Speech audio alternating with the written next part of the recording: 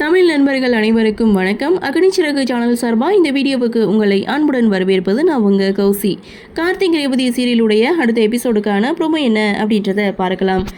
Mahesh and Revathi இவங்களுடைய கல்யாணத்தை நடத்தியே தீரணும் அப்படின்னு சொல்லி எதிரிகள் எல்லாரும் ஒன்று சேர்றாங்க. அந்த இடத்துல சாமுண்டீஸ்வரியை எப்படி கடத்துறதுன்னு இங்கே சந்திரா தன்னுடைய கணவர்கிட்ட கேட்க, நீ உங்கள் அக்காவை கூட்டிகிட்டு எப்படியாவது மண்டபத்தை விட்டு வெளியில் வா, நான் அங்கே வச்சு சாமுண்டீஸ்வரியை கடத்திடுறேன் அப்படின்னு சொல்ல, அதே மாதிரி இங்கே சந்திராவும் சாமுண்டீஸ்வரி கிட்ட வந்து மண்டபத்துக்கு பின்னாடி ஏதோ பிரச்சனை போல் சத்தம் போட்டுட்ருக்காங்க, நீங்கள் வந்து பாருங்கக்கான்னு சொல்லி சாமுண்டீஸ்வரியை கூட்டிகிட்டு போக அந்த இடத்துல அடியாட்களை வச்சு சாமுண்டீஸ்வரியை கடத்தி காரில் கொண்டு போகிறாங்க. அப்படி சாமுண்டீஸ்வரியை கொண்டு போகிற வழியில் கார்த்தி சாமுண்டீஸ்வரியை பார்க்குறாங்க. இன்னொரு பக்கம் மகேஷ் மணமேடையில் உட்கார்றாரு, கூட ரேவதியும் உட்கார போகிறாங்க. இவங்க எல்லாரும் தெனாவட்டாக இருக்காங்க. ஸோ இதோட இந்த ப்ரோமோவை முடிச்சிருக்காங்க.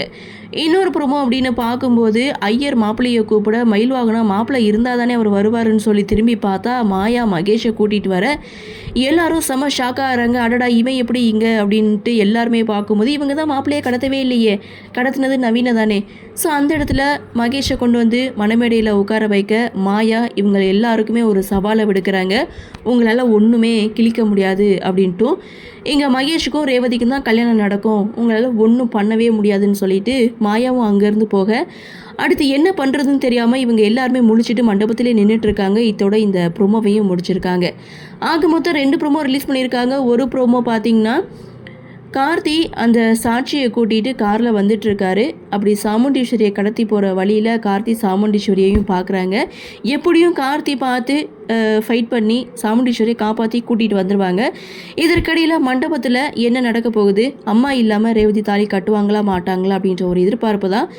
பார்க்கலாம் என்ன நடக்குது, என்ன மாதிரியான சுவாரஸ்யத்தோடு கதைக்கள நகர்வை கொண்டு வராங்க அப்படின்றது நாமளும் பொறுத்திருந்து பார்க்கலாம்.